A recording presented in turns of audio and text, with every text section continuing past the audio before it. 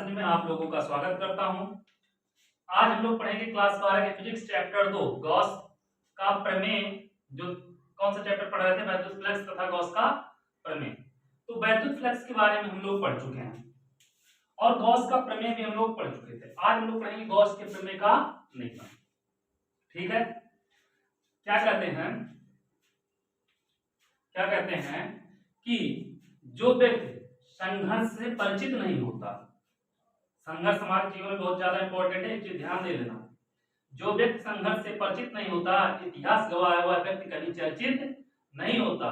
और हर एक बात किस्मत पर मत टाला करो, क्योंकि जो किस्मत होती है वो मेहनत के आगे घुटना टेक देती है। ठीक है, तो आप लोग संघर्ष करो और मेहनत करो और मन से पढ़ा करो। ठीक है, और क्या कहते हैं, कोशिश करने वालों की कभी हार नहीं होती है, इसलिए मन से पढ़ो और जितना हो सके इस चैनल को शेयर करो। ठीक है, चलो अब आओ और क्या करते हैं, देखते हैं गॉस के प्रमेय का निगमन।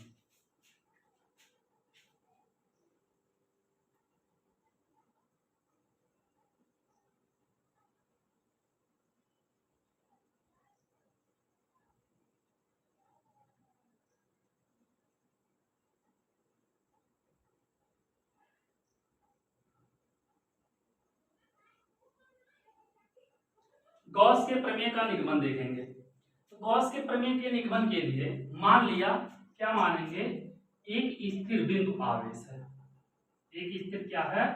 बिंदु आवेश है जो r त्रिज्या के एक बंद गोली पृष्ठ से क्या है, ढका हुआ। मान लिया r त्रिज्या का एक बंद गोली पृष्ठ है। एक गोला सही से तुम लोग बनाना,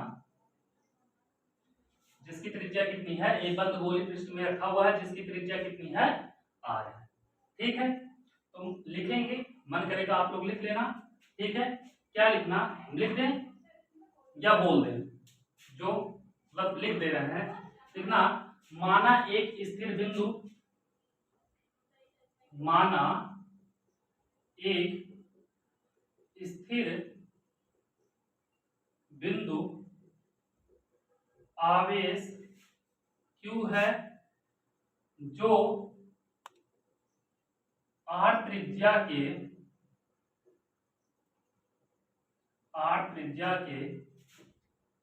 बंद गोली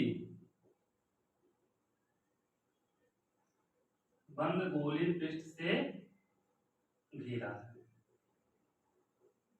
देखो यह क्या है, r त्रिज्या के बंद गोली पृष्ठ से घिरा है।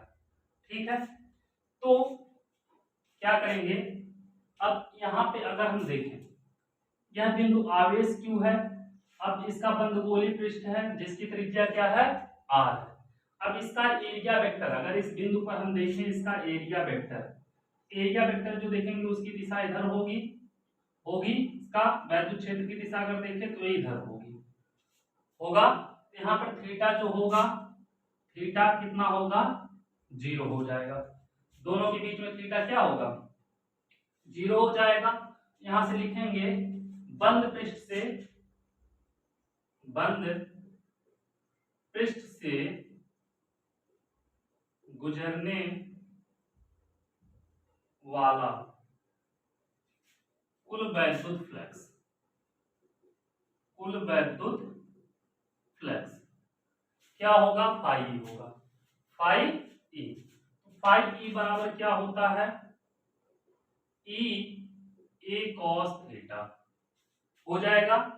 अब यहां से फाई ई बराबर क्या होगा बाबू, ई वैद्युत क्षेत्र क्या होगा, 1/4 पाई एप्सिलॉन 0। यही होता ना, ई इक्वल टू क्या होता है, 1/4 पाई एप्सिलॉन 0। तो यहाँ पे रखोगे E equal to 1/4 pi epsilon 0 हो जाएगा। अब यहाँ पे गोले का क्षेत्रफल ए दिया है, क्या दिया है, ए। एक गोले का क्या हो जाएगा, क्षेत्रफल। ई का वैल्यू पूरा लिखना, 1/4 pi epsilon 0 Q by r square होता है, हो जाएगा। अब यहां से देखना, ए गोले का क्षेत्रफल क्या हो जाएगा, 4 पाई r स्क्वायर cos थीटा का वैल्यू कितना है, 0 है। यह कितना होगा, cos 0। इतना हो जाएगा कि नहीं हो जाएगा?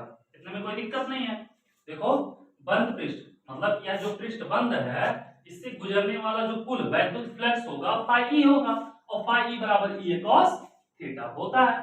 फाई ई कितना हो जाएगा 1/4 pi epsilon 0 Q by R square, और यहां से ए हो जाएगा 4 pi R square cos theta. Theta का वैल्यू कितना 0 cos 0, कोई दिक्कत नहीं होगी। तो यहां से जब देखोगे फाई ई इक्वल टू, एक चीज देखना, आर स्क्वायर से आर स्क्वायर कैंसिल और 4 पाई से 4 पाई कैंसिल, बचेगा 1/एप्सिलॉन 0 इनटू क्यू बचेगा, और cos 0 का वैल्यू तो कितना होता है तो आपको पता होगा, 10 से पढ़ा है और रट्टा मार के बैठे होगे, तो कितना होगा 1 होगा।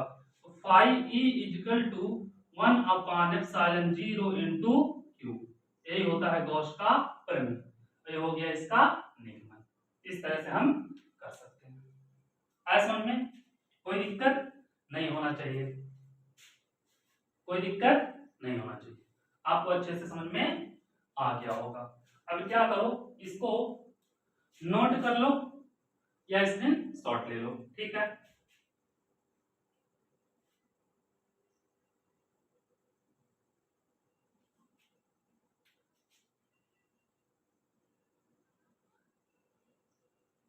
मिटाएं इसको।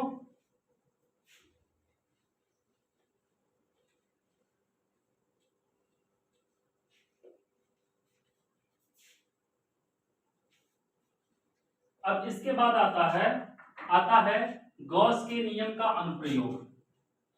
क्या आता है? गॉस के नियम का अनुप्रयोग। तो गॉस के नियम का अनुप्रयोग पहला होता है एक अनंत लंबाई के सीधे तार के कारण या अनंत लंबाई के आवेशी सीधे तार के कारण उससे कुछ दूरी पर वैद्युत क्षेत्र की तीव्रता। पहला होता है अनंत लंबाई के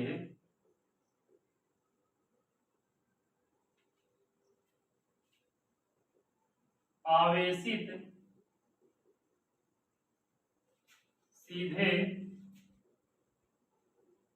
तार के कारण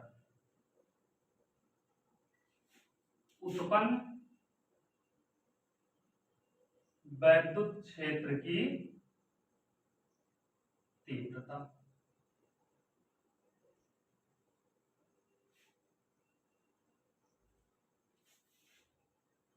अब अनंत लंबाई के आवेशी सीधे तार के कारण उत्पन्न वैद्युत क्षेत्र की तीव्रता देखेंगे। तो क्या होगा, इसके लिए पहले हम एक अनंत लंबाई का आवेशी सीधा तार लेंगे। तो मान लिया हमारे पास एक अनंत लंबाई का आवेशी सीधा तार यह है।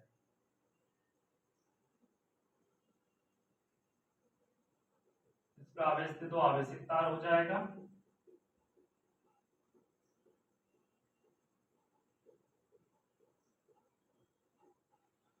अब मान लिया इस तार से आर दूरी पर, इससे आर दूरी पर एक बिंदु मान लें यहाँ पे P है, जिस पर हमें वैद्युत क्षेत्र की तीव्रता की गणना करनी है।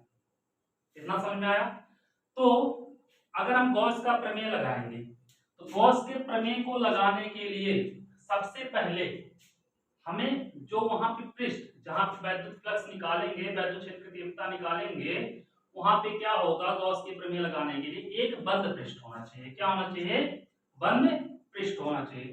तो बंद पृष्ठ होने के लिए अगर कि तार को तरवा को उठा के बम्बू में डाल दो, बहुत बम्बू रोड पे रहते नहीं रहते हैं, रहते हैं ना, बम्बू क्या होता है, गोल सा होता है। तो क्या होगा, बम्बू जब रहेगा और नीचे से ऊपर से उसको ढक दो, क्या करेगा, वह बंद पृष्ठ बना देगा। क्या करो, इसके चारों ओर एक बेलनाकार बंद पृष्ठ बना हुआ, इसके चारों ओर अगर एक बेलनाकार बंद पृष्ठ हम बनाए तो कुछ इस प्रकार बनेगा।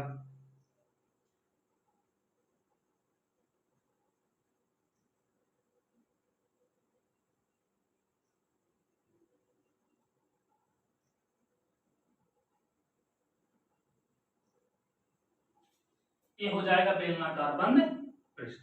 और जब बेलनाकार बंद पृष्ठ हो जाएगा, इससे जो वैद्युत क्षेत्र की दिशा होगी इधर होगा, और इसका एरिया वेक्टर जो होगा इधर होगा। होगा। तो मान लिया इसका जो वैद्युत फ्लक्स पहला निकल रहा है फाई E1 इधर, यहाँ पे थीटा कितना होगा 0 होगा। मान लिया इस पृष्ठ का वैद्युत फ्लक्स क्या है, इस पृष्ठ का देखो यहाँ पे भी जब पृष्ठ रहेगा यहाँ से भी वैद्युत फ्लक्स निकलेगा। तो मान लिया यहाँ पे वैद्युत फ्लक्स क्या है फाई E2, जब देखोगे यहाँ से एरिया वेक्टर इस दिशा में होगा और वैद्युत क्षेत्र की दिशा यहाँ पे, मतलब theta equal to 90 degree. Same condition यहाँ पे भी होगी। मान ली यहाँ पे कितना है फाई E3, एरिया वेक्टर इधर हो जाएगा और वैद्युत क्षेत्र इधर, मतलब थीटा इक्वल टू यहाँ पे भी कितना हो जाएगा 90 डिग्री। इतना बात आप लोगों को अच्छे समझ में आया होगा। क्या लेंगे, एक समान आवेशित अनंत लंबाई का सीधा तार लेंगे, उससे r दूरी पर एक बिंदु P लेंगे। P पर हमें वैद्युत क्षेत्र की तीव्रता की गणना करनी है। उसके लिए गॉस का प्रमेय अगर लगाएंगे या वैद्युत फ्लक्स निकालना है तो उसके लिए बंद पृष्ठ होना चाहिए। तो बंद पृष्ठ जब होगा क्या करेंगे, एक बेलनाकार बंद पृष्ठ लेंगे जिसकी त्रिज्या, अब देखो बेलनाकार बंद पृष्ठ है जिसकी त्रिज्या कितनी हो जाएगी r हो जाएगी। हो जाएगा नहीं हो जाएगा, हम बोल दे रहे हैं, आप लोग लिख लो या हाँ लिख लो। क्या करेंगे, माना लिखना क्या, हम बोल दे रहे हैं माना एक समान रूप से आवेशित चालक तार जिसकी रेखीय आवेश घनत्व, ये यहाँ पे रेखीय आवेश घनत्व दिखा देना, क्या हो जाएगा इसकी रेखीय आवेश घनत्व लैम्डा, जिसकी रेखीय आवेश घनत्व लैम्डा है, जिससे r दूरी पर एक बिंदु P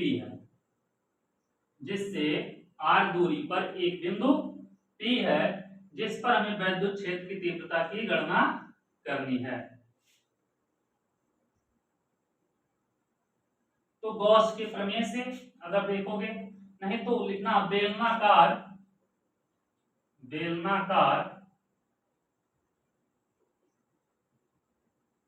बंद पृष्ठ से निकलने वाला कुल वैद्युत फ्लक्स, अगर देखें इस बेलनाकार बंद पृष्ठ से निकलने वाला कुल वैद्युत फ्लक्स कितना निकल रहा, फाई E1 निकल रहा, फाई E2 निकल रहा और फाई E3 निकल रहा। तो इससे निकलने वाला कुल वैद्युत फ्लक्स जो फाई E होगा वो कितना होगा, phi E1 plus phi E2 plus phi E3, इतना हो जाएगा। इतने के लिए कोई दिक्कत नहीं होगी। अब बाबू यहां से फाई E1 और फाई बराबर कितना होता है, E A cos थीटा हो जाएगा, इसका E A cos थीटा, इसका भी हो जाएगा E A cos theta, plus इसका भी हो जाएगा E A cos थीटा।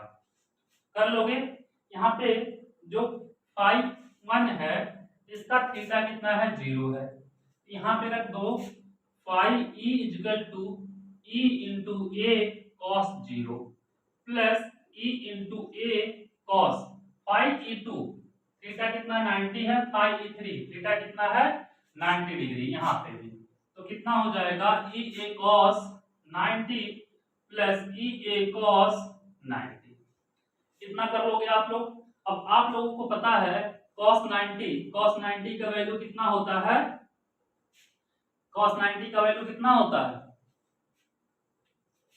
0 होता है। तो phi E equal to E A cos 0 का वैल्यू कितना होता है 1, 90 का वैल्यू 0 रखोगे पूरे को मार के 0 कर देगा, क्या करेगा 0 और इसको भी कर देगा 0। तो phi E equal to E into A हो जाएगा, कोई दिक्कत नहीं होगी। इतना आप लोग आराम से कर लोगे, इतने के लिए आपको कोई दिक्कत नहीं होगी। अब हमें निकालना क्या, निकालना E। अब E कैसे निकालेंगे, E निकालने के लिए क्या करेंगे, चलो यहां से देखना, हम लिख सकते हैं E इंटू A बराबर फाई E लिख सकते हैं। गॉस के प्रमेय से फाई इक्वल टू 1/एप्सिलॉन 0 इंटू क्यू होता है। गॉस की प्रमेय से phi equal to Q upon epsilon 0, तो E into A equal to Q upon epsilon 0। अब बेलन का क्षेत्रफल 2 पाई आर एच होता है। मान लिया इसकी लंबाई कितनी है, इसकी लंबाई यल है, तो क्या हो जाएगा इसका क्षेत्रफल 2 pi R L, E into 2 pi R L हो जाएगा equal to Q by epsilon 0 हो जाएगा। अब यहां से ई इक्वल टू इसको उधर कर दें अगर 1/2 pi R L into Q by epsilon 0 कर लोगे। अब देखो यहां से एक काम करें, हम क्यू बाई एल को अलग कर लें, क्योंकि क्यू बाई एल आवेश और बटे क्या हो जाएगा लंबाई, ये क्या हो जाएगा हमारा रेखीय आवेश घनत्व, तो इसका मान हो जाएगा लैम्डा, इसका मान क्या हो जाएगा लैम्डा, और बचेगा 2 पाई एप्सिलॉन 0 इंटू आर बचेगा। तो चलो E इक्वल टू 2 कितना 1/2 पाई एप्सिलॉन 0 आर और Q बाई एल को अलग कर दे, यह जो होगा यह बन जाएगा रेखीय आवेश घनत्व बन जाएगा। एक मिनट आप लोग इसको इधर से मिटा लो और यहाँ पे हम इसको नोट कर दे रहे हैं, इसको लिख लो तब मिटा रहे हैं इसको, मिटा इसको। E इक्वल टू क्या आ गया 1/2 पाई एप्सिलॉन 0 और into R into Q by L हो जाएगा। E equal to Q by L क्या होता है लैम्डा होता है, हो जाएगा 1/2 पाई एप्सिलॉन 0, इसका मान हो जाएगा लैम्डा और बटे आर बचा है रहने दो, लिख देना लैम्डा इक्वल टू क्या होगा क्यू बाई एल। अब यहां से देखना 2 पाई एप्सिलॉन 0 हमें नहीं याद होता, 1/4 पाई एप्सिलॉन 0 हमें ज्यादा याद होता, हमें 1/4 पाई एप्सिलॉन 0 का वैल्यू भी पता होता है 9 × 10 पे 9, तो हमारे लिए इजी होता है। हम क्या करेंगे 2 का मल्टीप्लाई यहाँ पे करेंगे, 2 का मल्टीप्लाई यहाँ पे करेंगे, E इक्वल टू हो जाएगा 1/2 2 जा 4 पाई एप्सिलॉन 0, यहाँ पे गुणा करेंगे 2 लैम्डा अपान r, ये अनंत लंबाई के सीधे एक समान आवेशित तार के कारण उत्पन्न विद्युत क्षेत्र की तीव्रता हो जाएगी। E इक्वल टू कितना 1/4 पाई एप्सिलॉन 0 और 2 लैम्डा अपान r, ये हो जाएगा इसका मान।